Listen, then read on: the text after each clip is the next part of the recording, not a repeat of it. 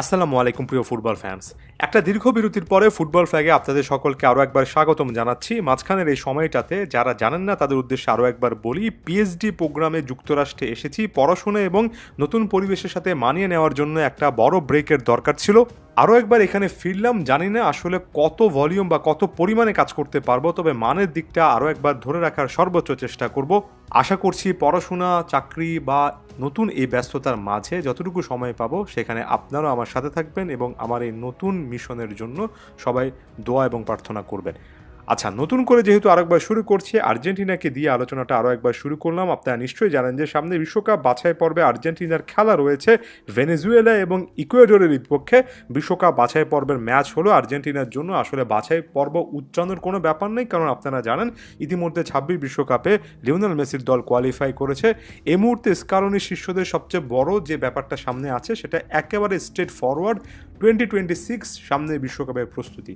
সেই প্রস্তুতির লক্ষ্যে যে দলটা নিয়ে স্কালোনি কাজ করেছেন, আমার চোখে বেশ কয়েকটা দিক সামনে এসেছে। তবে সবার আগে the greatest of all time Lionel মেসির কথা দিয়ে আলোচনা শুরু করব। আরও একবার জাতীয় দলে তাকে দেখা যাচ্ছে। অনেকে বলছেন এটা নাকি আর্জেন্টিনার মাটিতে তার শেষ ম্যাচ, কিংবা বিশ্বকাপ বাছাই পর্বে আর্জেন্টিনার মাটিতে শেষ ম্যাচ হতে যাচ্ছে। শেষ নিয়ে এখনই কথা বলতে চাই না, আসলে আর্জেন্টিনার মাটিতে শেষ ম্যাচ কিনা সেটার জন্য অপেক্ষা করছি। ব্যাপারগুলো ফুললি কনফার্ম কোনো কিছু নয়, পজিটিভলি নিচ্ছি। লিওনেল মেসির সামনে আরও একটা মিশন আছে এবং বিশ্বকাপ মিশনে আসলে ফাইনাল স্কোয়াড ঠিক করার ওই জার্নিটা আমার কাছে মনে হয় এখান থেকে শুরু হবে। বেশ কয়েকটা পরিবর্তনের কথা অবশ্যই বলতে হবে। এনজো ফার্নান্দেসকে দেখবেন না তার সাসপেনশন কিংবা নিষেধাজ্ঞার কারণে ওই যে একটা রেড কার্ড দেখেছিলেন। নতুন মুখ হিসেবে এখানে হোসে ম্যানুয়েল লোপেসকে দেখবেন, পালমেরাস থেকে উঠে আসা একজন আর্জেন্টাইন স্ট্রাইকার। স্কালোনি যে ইউরোপের বাইরে লাতিন আমেরিকার অঞ্চলের ফুটবলারদেরকে তুলে আনার চেষ্টা করছেন, সেটার আরও একটা প্রয়াস কিন্তু এখানে দেখা যাচ্ছে। দেখা যাক তিনি কোনো সুযোগ পান কিনা। এখানে অ্যালান ভারেলাকে আমরা দেখছি মিডফিল্ডে সাসপেনশনের জন্য এনজো ফার্নান্দেস খেলতে না পারে তার একেবারে লাইক ফর লাইক একটা ব্যাকআপ হিসেবে এসেছেন। এনজো ফার্নান্দেসের পরিবর্তে অ্যালান ভারেলাকে ওই জায়গাগুলোতে এমনকি ডিফেন্সিভ মিডফিল্ডও খেলানো যায় কিনা সেটার দিকে তাকিয়ে আছি, কারণ আমার কাছে মনে হয় ভারেলা খুবই এক্সাইটিং একটা প্রসপেক্ট। ভ্যালেন্তিন কার্বোনি মারাত্মক একটা এসিএল ইনজুরিতে পড়েছিলেন, সেখান থেকে ফিরে এসেছেন এবং সেখান থেকে আসার পরে আর্জেন্টিনা জাতীয় দলে ঢুকে গেলেন। ভ্যালেন্তিন কার্বোনি যে খুবই ভালোভাবে স্কালোনির প্ল্যানে আছেন সেটাও ক্লিয়ারলি বোঝা গেল। এবং আরও একজন প্লেয়ার কিন্তু ফিরে এসেছেন, মার্কোস অ্যাকুনিয়া। লেফট ব্যাক পজিশনে এখানে ভ্যালেন্তিন বার্কোর বাদ পড়াটা অনেকে হয়তোবা নেগেটিভলি নেবেন, তবে মার্কোস অ্যাকুনিয়ার এক্সপেরিয়েন্সটা, সাম্প্রতিক সময় তার পারফরমেন্সটা হয়তোবা স্কালোনিকে ইমপ্রেস করেছে, তাই তিনি তার আসলে সেই পুরনো বাজির দিকে গেলেন। একই রকমের কথা গঞ্জালো মন্তিয়েলের ক্ষেত্রে প্রযোজ্য।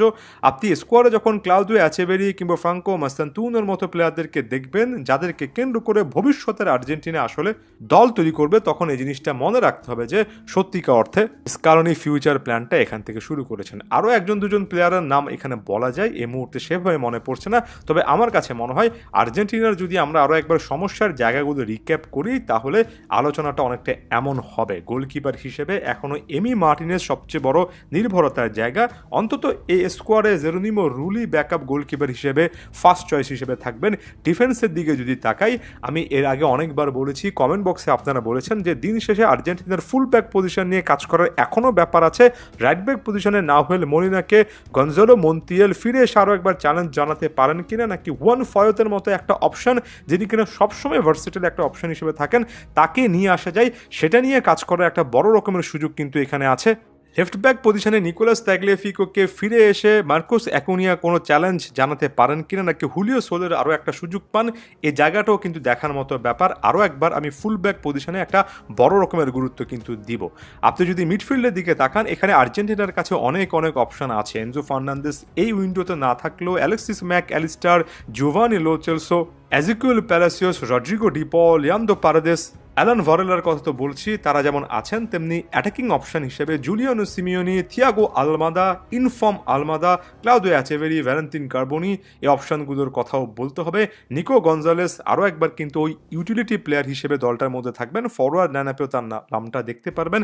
ফাইনাল থার্ডে লিওনেল মেসির সাথে হুলিয়ান আলভারেস, লাউতারো মার্টিনেজ, এটাই বেস্ট ট্রায়ো। তবে ফ্রাঙ্কো মাস্তান্তুনোর দিকে আলাদা একটা নজর রাখার সময় এটাই, যেভাবে তিনি আসলে জাতীয় দলে স্কালোনির অধীনে গুরুত্ব পাচ্ছেন, এমনকি রিয়াল মাদ্রিদেও গুরুত্ব পাচ্ছেন, ব্যাপারটা ইমপ্রেসিভ। ক্লাউদিও অ্যাচেভেরির ক্ষেত্রে হয়তো বা এখনই স্ট্রেট ফরওয়ার্ড সে জিনিসটা বলা যায় না, তবে আমরা সকলেই জানি অ্যাচেভেরি আসলে কতটা ভালো ট্যালেন্ট।